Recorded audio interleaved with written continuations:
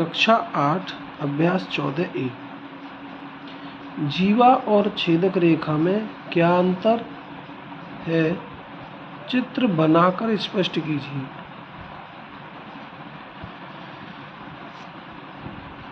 ये मैंने चित्र बनाया है।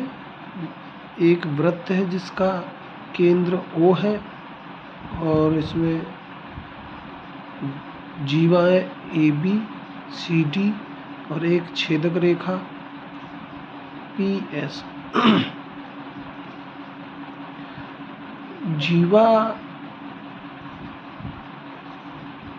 जीवा वृत्त को दो भागों में विभाजित करती है।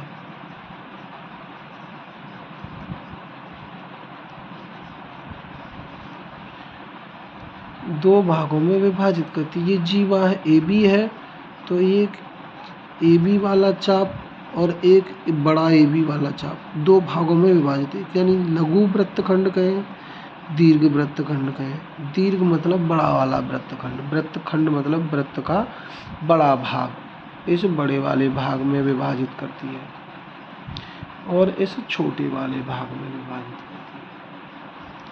ठीक, ऐसे ही CD भी एक जीवा है जो कि इस छोटे वाले भाग में और एक बड़े वाले भाग में विभाजित करती है। लेकिन छेदक रेखा जो होती है, छेदक रेखा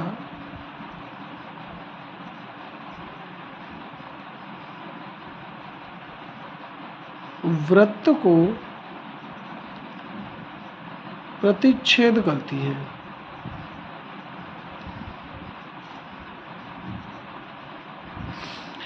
यानी आर पार हो जाती है, निकलती हुई बाहर हो जाती है। अगर हम एक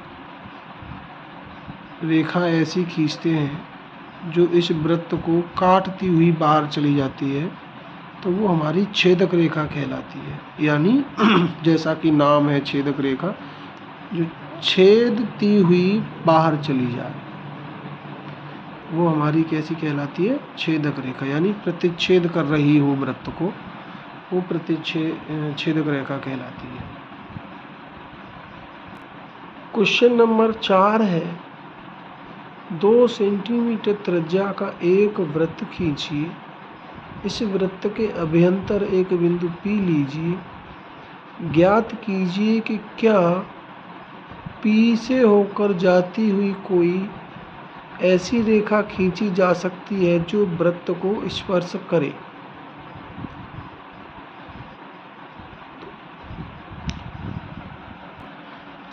यहाँ हमने एक O केंद्र वाला एक वृत्त बनाया हुआ है जिसके अभ्यंतर बिंदु P लिया है।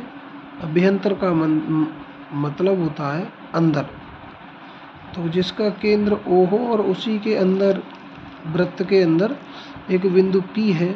उसने कहा है कि ज्ञात कीजिए क्या इससे बिंदु P से इस वृत्त को स्पर्श करती हुई रेखा खींची जा सकती है। तो ऐसा पॉसिबल नहीं है, क्योंकि स्पर्श रेखा वृत्त बाहर से स्पर्श करती है।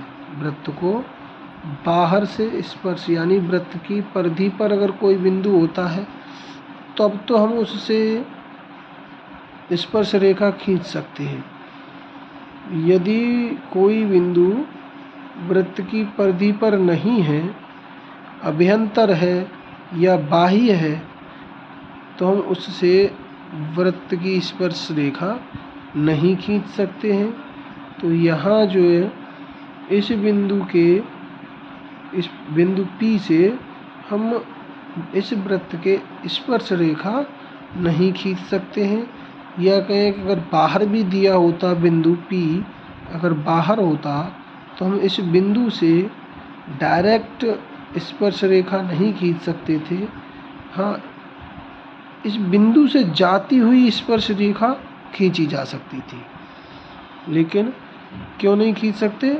क्योंकि यदि कोई बिंदु वृत्त की परिधि पर है तब हम उसके स्पर्श करती हुई उस बिंदु से रेखा खींच सकते हैं।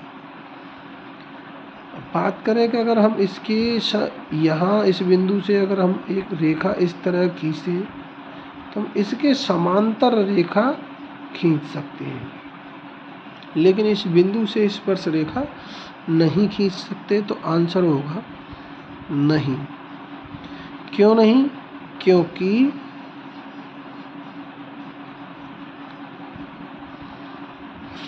स्पर्श रेखा केवल परिधि पर स्थित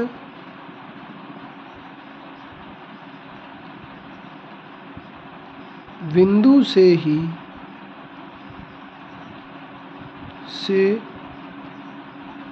खींची जा सकती है। चलते हैं क्वेश्चन नंबर 5 की ओर।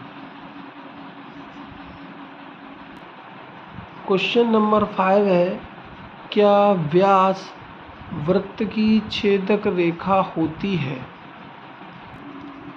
यहाँ केंद्र ओ वाला एक वृत्त है जिसका व्यास AB है, और ये एक छेदक रेखा हो सकती है या नहीं ये बताना है।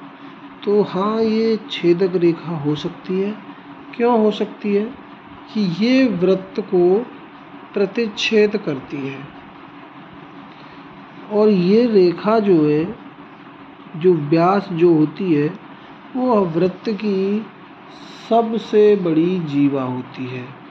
तो ये जीवा भी होती है और एक छेदक रेखा भी है और ये व्यास भी है। इसका आंसर होगा हाँ। तो हम एक छेदक रेखा को